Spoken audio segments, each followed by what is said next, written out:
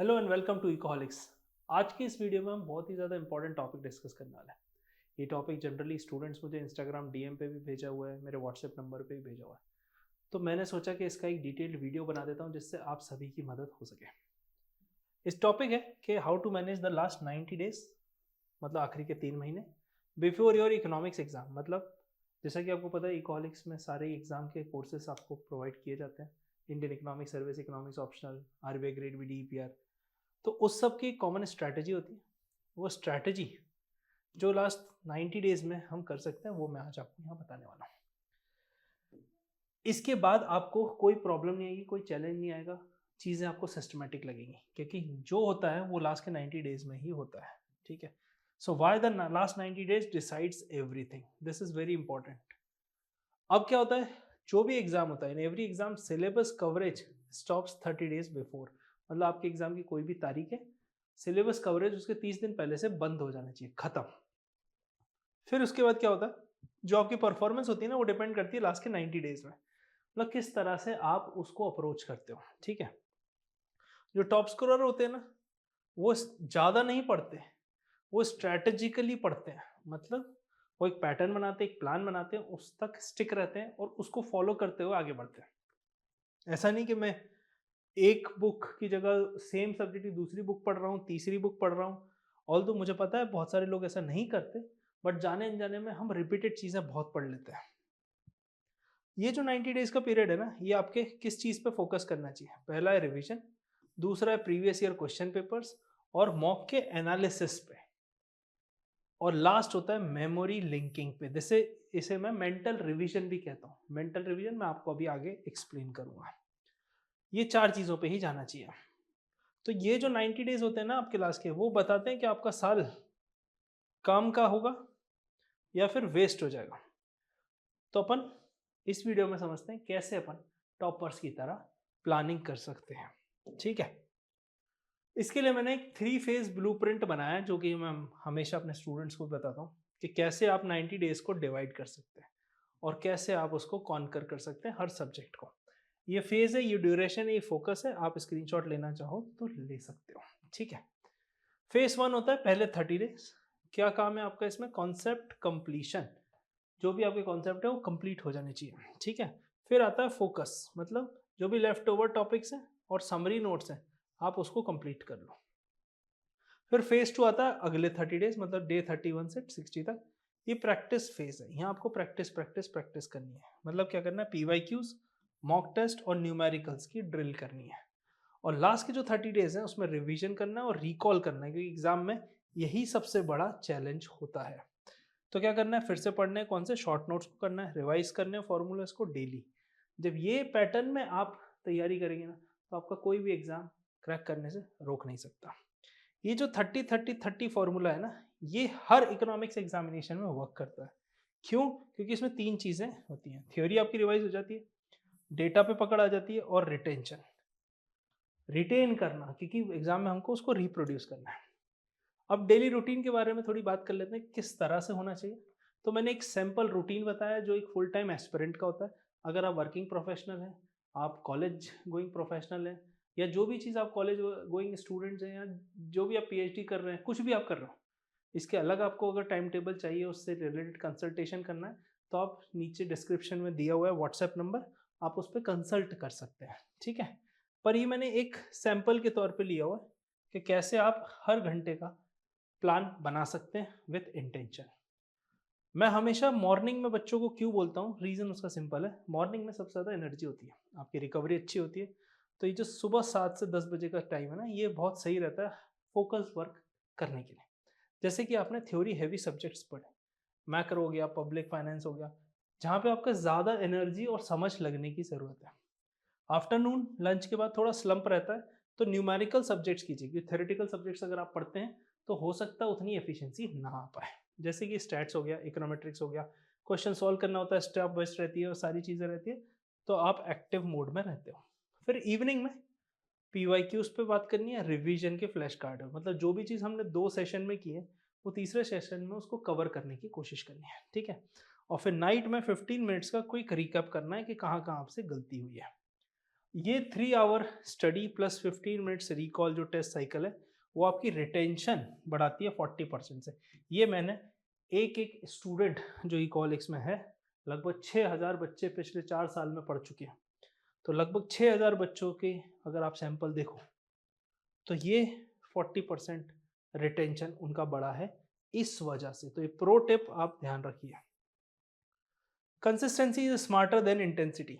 क्या मतलब है इसका? कि डेली पढ़ना जरूरी है, ना कि एक दिन 10 घंटे और बाकी 3 दिन बीमार हो जाना। तो इसलिए consistency is smarter than intensity. 6 hours focused daily beats the 10 random hours. I hope आपको इस पे क्लैरिटी हुई होगी, सबके साथ ये होता है। अब वीकली कैसे टारगेट बनाने हैं, क्योंकि मैं डेली थोड़ा शॉर्ट हो जाता है और मंथली लॉन्ग हो जाता है। तो वीकली के हिसाब से मैं हमेशा अपने स्टूडेंट्स को बोलता हूँ कि आपका जो हर वीक है वो कैसे एंड होना चाहिए, कैसे उसके मेजरेबल प्रोग्रेस होनी चाहिए। मंडे टू फ्राइडे में स्टूडेंट्स को बोलता हूँ कि आप लर्निंग पे फोकस करो, मतलब नया पढ़ो, प्रैक्टिस करो। 2 सब्जेक्ट्स पर वीक का टारगेट आप बना सकते हैं। सैटरडे को मॉक टेस्ट और उसका एनालिसिस करना है, और संडे को रेस्ट या रिवीजन समरी करनी है। ये दो आप अपनी इच्छा से स्विच कर सकते हैं। जैसे इकोनॉमिक्स में संडे को टेस्ट भी होता है, इंडियन इकोनॉमिक सर्विस हो गया, ऑप्शनल हो गया, इन सब का संडे को टेस्ट होता है, किसी किसी का टेस्ट सैटरडे को होता है। तो ये आप रिवर्स कर सकते हैं, बट मॉक टेस्ट के साथ एनालिसिस और रेस्ट और रिवीजन समरी एक दिन होना चाहिए। इनके कंटेंट को आप स्विच मत करना, पूरे डे को स्विच करना है। अब आपने एक टारगेट बनाना है, और क्या आपका क्या टारगेट था और क्या अचीव हुआ।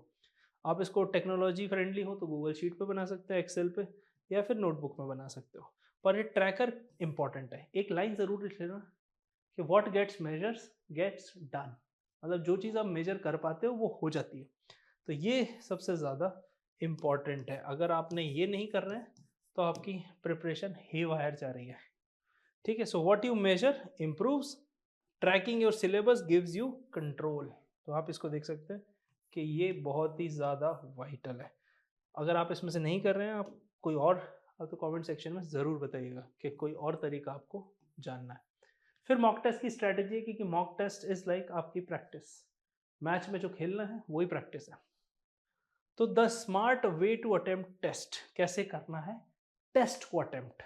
मैं इसका 2 घंटे का सेशन लेता हूँ बैच में, पर यहाँ पर मैं आपको एक समरी में पूरा आइडिया ज़रूर दे दूंगा।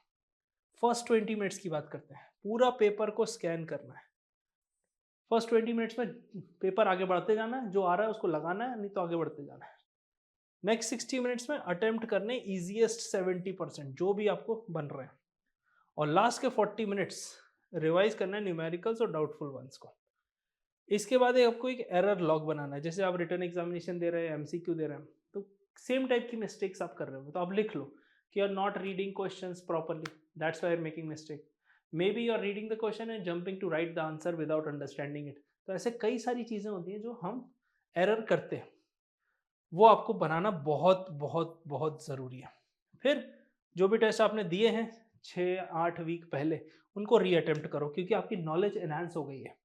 तो सेम मॉक टेस्ट को आप 7 दिन बाद, 15 दिन आप अपने हिसाब से दे सकते हैं। इससे क्या आपका रिटेंशन इंप्रूव होता है, और ये हमने पेपर पे डेटा के साथ देखा है अपने स्टूडेंट्स में।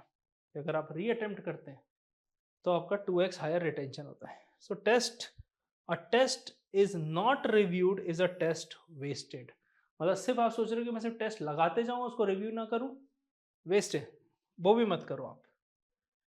फिर है रिवीजन टेक्निक, कैसे रिवाइज करना है। How to revise smartly not blindly. ये मैं बच्चों को हमेशा बोलता हूँ, क्योंकि रिवीजन इज द की। एक बार में किसी को कुछ भी नहीं आता। जो बार बार अच्छे से रिवाइज कर पाता है वो रिटेन कर पाता है, और वो एग्जाम में रिप्रोड्यूस कर पाता है। ठीक है। तो A4 समरी शीट बनानी है। इकोनॉमिक्स का एग्जाम है, एक पेज इन्फ्लेशन का बना लिया, एक पेज फिस्कल पॉलिसी का बना लिया। ऐसे कर करके आपने सारे यूनिट्स उसमें कवर कर ली। ये बहुत वाइटल है। Each unit is equals to 1 page. आपके शॉर्ट नोट्स बनेंगे। फिर आप कलर कोड यूज़ कर सकते हो। जैसे मैं स्टूडेंट को सजेस्ट करता हूँ कि ब्लू कॉन्सेप्ट के लिए, रेड डेटा के लिए, क्योंकि चीज़ें याद आसानी से होती हैं, और ग्रीन एग्जाम्पल के लिए। तो इस तरह से पेन यूज़ कर सकते हो, हाईलाइटर यूज़ कर सकते हो, है ना। और जो आपके क्लास नोट्स हैं उनको कन्वर्ट कर लो फ्लैश कार्ड में। तो जैसे मैं क्लास में कोई चीज़ बता रहा हूँ आपको कि history of economic development and planning एक टॉपिक है इंडियन इकोनॉमिक सर्विस पेपर 6 का, उसमें मैंने आपको कोई स्टोरी सुनाई, वो स्टोरी को आप एक फ्लैश कार्ड में, फ्लैश कार्ड मतलब छोटे छोटे स्टिकी नोट्स हो गए, जिससे आप रिकॉल कर सको, और आप ऑडियो नोट्स भी बना सकते हो कि भाई कभी पढ़ने की इच्छा नहीं है, लेटे हैं तो खुद की ऑडियो नोट्स सुन लिए। और हमेशा शेयर करो अपने फ्रेंड्स के साथ, फैमिली के साथ, किसी के साथ भी। अगर आप उसके साथ शेयर करोगे, उसको बताओगे, उसको समझाओगे, तो 80% रिटेंशन बढ़ जाता है। ये अपने टॉपर्स का सीक्रेट है। अब जो कॉमन मिस्टेक्स होती है बच्चे जो जनरली करते हैं लास्ट 90 डेज में, वो ये सारी हैं। अगर आप इनको अवॉइड कर लोगे तो आपका सिलेक्शन कोई नहीं रोक सकता। What ruins most aspirants effort regarding reading new material close to the exam। तो जब पेपर छप चुका है तो नया क्यों पढ़ना? कोई करंट अफेयर सारा छोड़ दो, लास्ट 30 डेज के बाद कुछ नया नहीं पढ़ना है। दो रीज़न है, वो एग्जाम में नहीं आएगा, करंट इवेंट है, और जो भी स्टैटिक है वो पेपर बन चुका है, स्टैटिक हो चुका है, पर आप उसको नया पढ़ के याद नहीं रख पाओगे। तो उससे बेहतर है जो आपने पढ़ा हुआ है उसी को पक्का कर लो, ठीक है। इग्नोरिंग PYQs, अगर आप प्रीवियस ईयर क्वेश्चन पेपर्स को इग्नोर करोगे क्योंकि वो आपको रास्ता दिखाते हैं, वो आपको एग्जाम का लेवल समझाते हैं। अगर आप UGC NET, Indian economic service, RBI grade B, DEPR, ये तीनों एग्जाम को देखोगे, तीनों का लेवल अलग है, पर सिलेबस में तीनों के में सेम टर्म्स लिखे हुए हैं।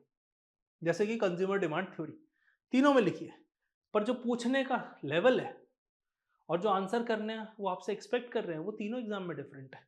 तो अगर आप PYQ इग्नोर करोगे तो आपका एग्जाम डिफिकल्ट है। फिर है निग्लेक्टिंग न्यूमेरिकल प्रॉब्लम प्रैक्टिस।